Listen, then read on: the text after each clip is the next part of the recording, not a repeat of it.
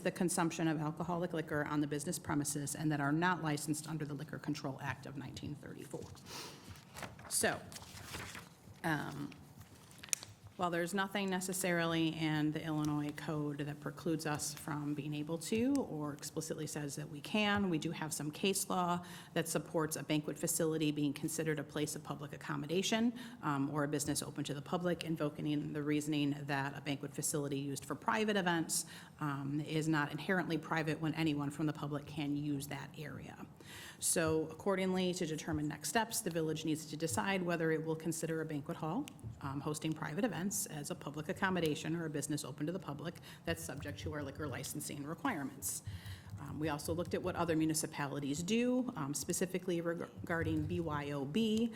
Most of those licenses, when you look at their liquor codes, are related to actual restaurants and allowing their patrons to bring in their own wine or beer to be able to eat with a meal. So they're not related to banquet facilities, they're specifically to restaurants and typically limit to a certain number of ounces that they can bring in. Other municipalities have liquor licenses that are specifically for event venues, or they're related to catering or caterers, either within the town or that do operate come in and do events in your town.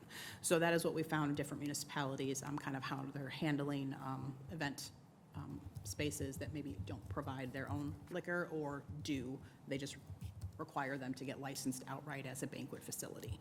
So that's kind of what we have as part of the research that we did. So basically, next steps, we need to consider that you have basically three options that we've between Attorney Julie and I have kind of narrowed it down to.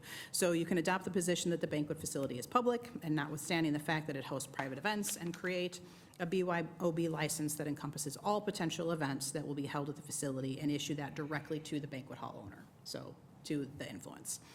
We can adopt the position that the banquet facility is public and require that any alcohol sold at the establishment is through a licensed caterer. We have a Class L license right now for caterers. The current Class L language is provided in the staff report that we gave you. If the village wants to move forward with this option, we may need to consider whether there might be some language that needs to be adjusted, whether that's actually comprehensive enough for what we're looking at. And we can dive into that if that's the direction the board wants to go. Lastly, we have adopting the position that the liquor license is not required if the event is not open to the general public. So if it is just a private event that's leasing that space to operate. So we would not require it for those private events like a private wedding, and would only require a liquor license for events that anyone from the general public may attend or when alcohol is being sold. So if it's a cash bar situation. This could potentially classify as a Class A license, which is typically what we call our bar or tavern license, or we can create a more specialized license classification if that's what the board wants to do, but it could fall under the Class A, and again, it would be a license that the owner would have to get. Thank you. Does staff have a recommendation on this? Or you, attorney, police department? I would say. You can go first.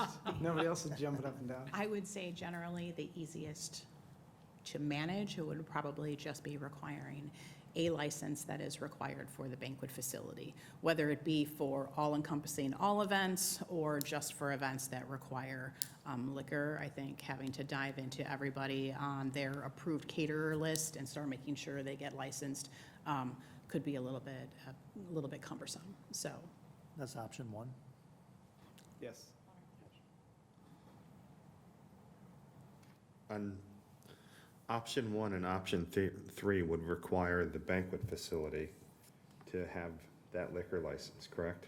Correct. They would be the license Option holder. two, would it have to be a caterer, would have to have a license in the village? Any caterers that they use that would be Okay. serving liquor would have to get the license. And to be clear, the caterer license option 2 exists. It's just if that is how the village wanted to treat this facility, then would additional language need to be added as well to specifically encompass the operation. But there are caterer license now existing. If I was a caterer and was having an event at her space, I would have to come and go through this process of getting a liquor license, just even if say I live in wherever, and I'd have to go through that process, right? Yeah. So that makes it a little kind of a pain, a lot more difficult as opposed to the other two, okay. Well, how would it, when we talk about catering, so when you look at different caterers, I'll use Beyond Catering as an example, the catering arm of Bona Beef. They have bar packages that you can reserve, rent, buy, and they have a license. So if they have that license and they're going to cater an event in Montgomery, are you saying that they, before accepting that reservation or before that event, has to still come before the village to obtain a village license in addition to whatever they carry? If the board wants to make the finding that a private event held at a public banquet facility, that anybody could rent, but it is just for your event and your invitees.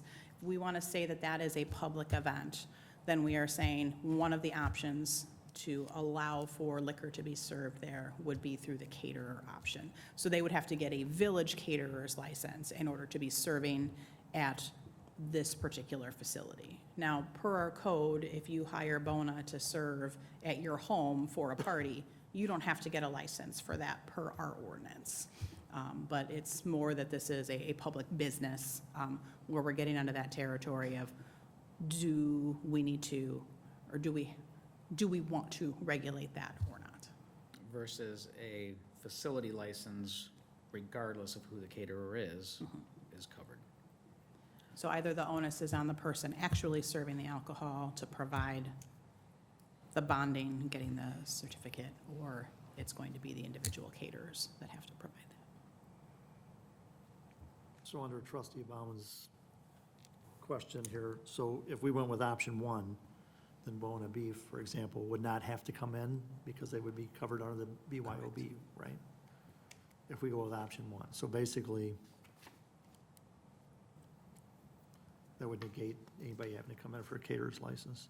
And then it would be up to the facility to have that license under Correct. option one and provide the security They would have to And the provide the insurance. certificate of insurance and have the background check and everything done. and so what type of liability does that present for the village For the village? under one? So there'd be no liability. Well, the village doesn't have to have any liquor licenses. It can create any liquor license. I mean, you have full discretion with regard to how you want to handle liquor. However, the facility wants to handle their liquor licenses internally, then, I mean, the liabilities on them with regard to how they want to structure that. So, I mean, technically, the village doesn't have to issue, you don't have Right. liability, but, if you decide, we don't have liquor licenses. So that's, as long as within the ones that you are licensing, you have proper requirements. Okay. But I mean, if you are creating this BYOB, then it's incumbent on the facility to determine, who they're using, who they're allowing in, whether or not they're properly insured, because that's then becomes a private party situation. All right. Yeah, I just wonder if it'd be a benefit for us to be named as an additional insured in our policy, since this BYOB it's something new. I'm not familiar with this, so. I believe all of our certificates of insurance for liquor licenses, we are required to be listed as the As an additional additional certificate insured. holder. Well, that's good, yeah. So, question, option two, could they do that today? If we had a caterer license, could that be an option to them without us taking any action? Yes. Got it. Do we have any facility that's even remotely similar to this in town? That doesn't, I guess the difference would be is that all the other ones already have a liquor license Correct. of some sort because they cook and they serve food and alcohol. Okay. That is the unique part about this. So there is no other liquor license. I have a question about what the intent is from the owners. Are you having private parties? You need to come down, because you're gonna need to answer. I hope. No, it's good direction. Is it a private, you're not, are you allowing people to come in and host an event that anyone can come to? Or is it the Women's Auxiliary is having their banquet at your facility? Or the Women's Auxiliary is having a fun fair that anyone can come to? That's really the direction that this comes under. Right. So typically, any events that's at the venue are private events hosted by you if you wanted to have a birthday party. So you're you and your guests. Okay, so it's private, it's not Yes. public, and you're not going to be selling liquor. Correct. It's going to be incumbent upon whoever, and again, how you enforce this is critical in our decision-making process on which one of these options we choose, because if they're not going to be selling the liquor, then that changes things a little bit.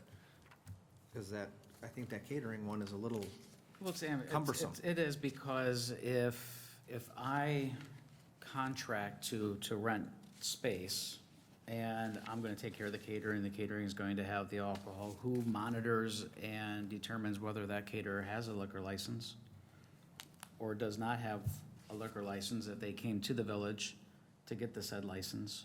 it's There's a just lot a more lot. onus on trying to police it and Yeah. take care of it. I mean, I kind of like, This way the owner- I kind of like option 3, because. What was your vision? Well, that was gonna be my I had two questions. One of them was, what of these options do you feel that most fits what you're doing, is my first question.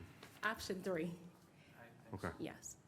And because my other question was going to be, if I am a caterer and I have an event, say someone comes to me and they want to have an event at your space starting, and they get a hold of me tomorrow and they want to have it in a week, there's not time to go through that liquor license process. Well, and this option 3 gives you some rules. Correct. So Chris wants to rent your facility. Sorry, Chris, you can't have a cash bar, Right. not an option, and it can't be open to the public. It can only be people you invite. It gives you some clear definition to give to your clientele that these are the rules that I have to abide by. Right. Because again, that catering thing, that process, It's too cumbersome. it's Yes. way too cumbersome, and it's not conducive to you being successful, because I would go somewhere else that I didn't have to Absolutely. deal with all of that. The catering community is not going to embrace you for that.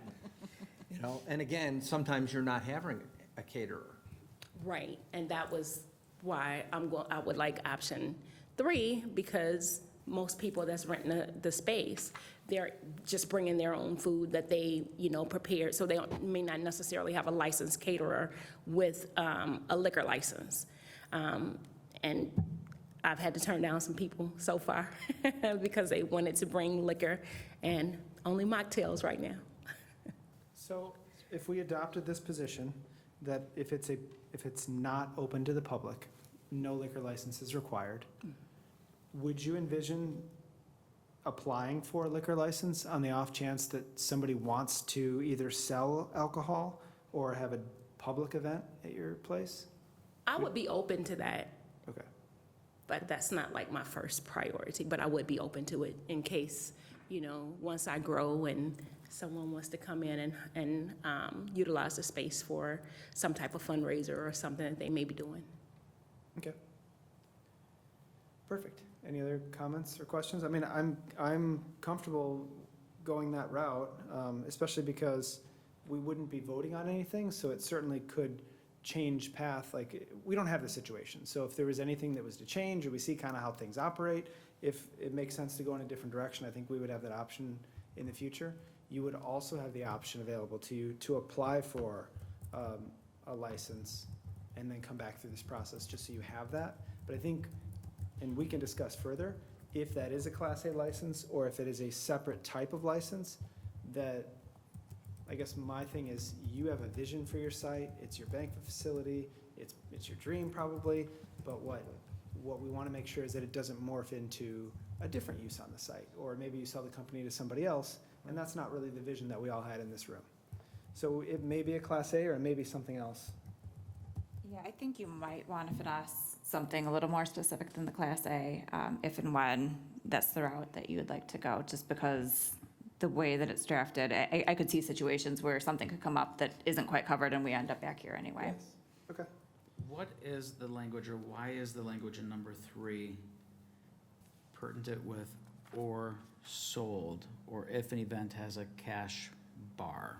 Why is that not allowed as part of the Because license? that's under state statute, how it's defined. Like, so if you can license as like the BYOB or not at all, if it's just somebody that's providing alcohol, once it's being sold, it then falls under the Liquor Control Act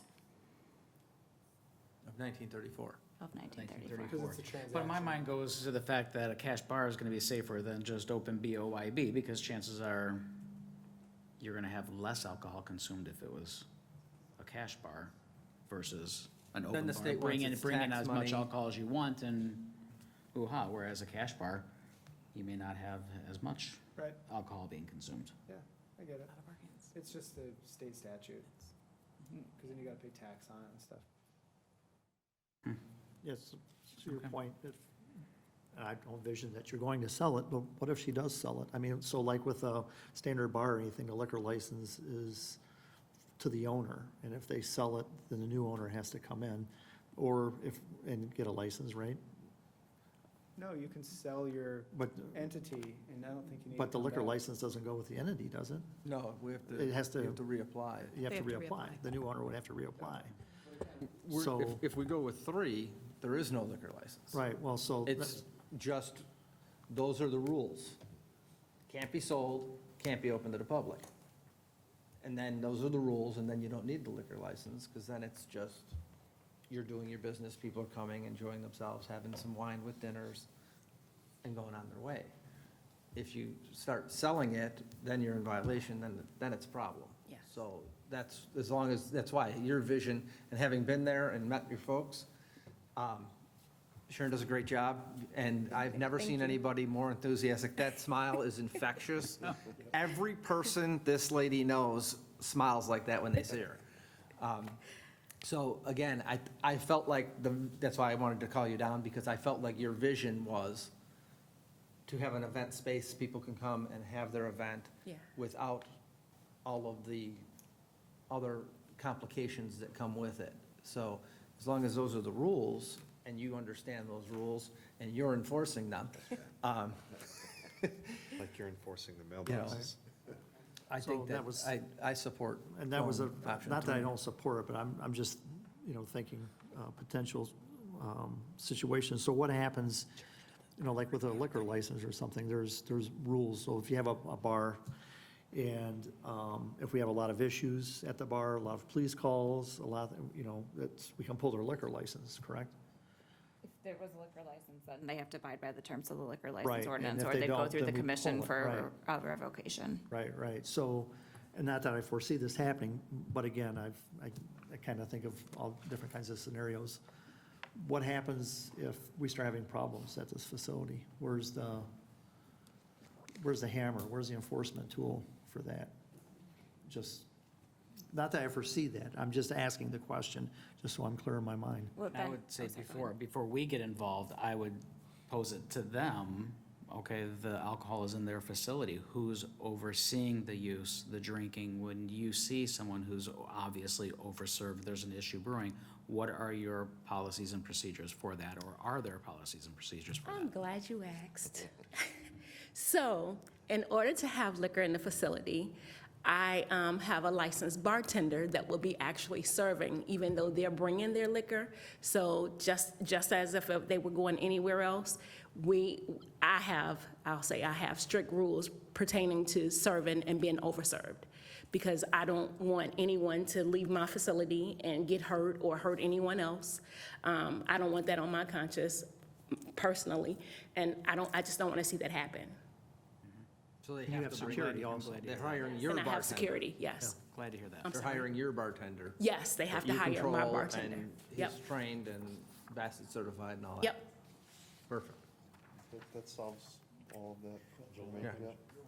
Time, aren't you? Not yet.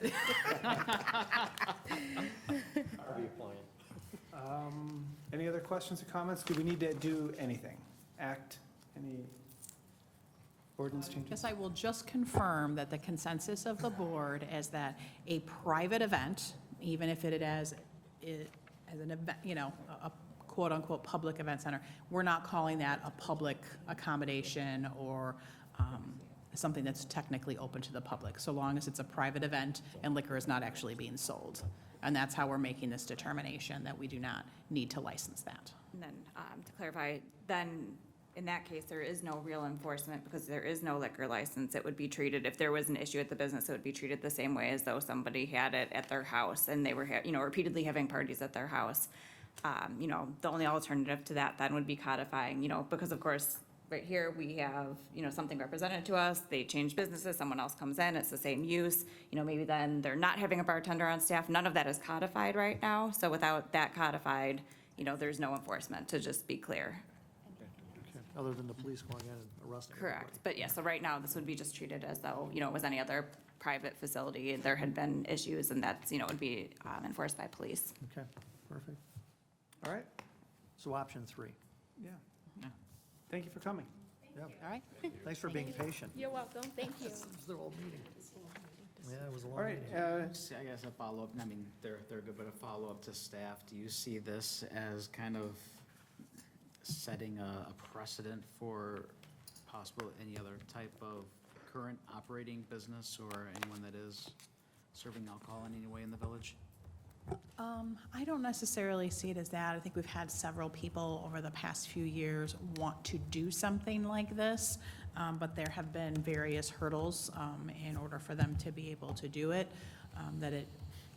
we didn't even get to this point of trying to deal with how the liquor license would happen, whether it was that they were looking at a space that had no bathrooms or other kind of things that were cost prohibitive for them to be able to do this type of event. So I wouldn't say that this is necessarily unique, but I think it is a type of thing where it is, you have to have just the right space and just the right person for it to happen. And after 3 years of my tenure here, we finally have somebody that's able to do it, so.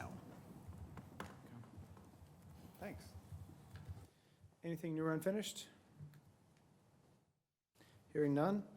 The committee of the whole meeting on Tuesday, the 21st, will very likely be canceled.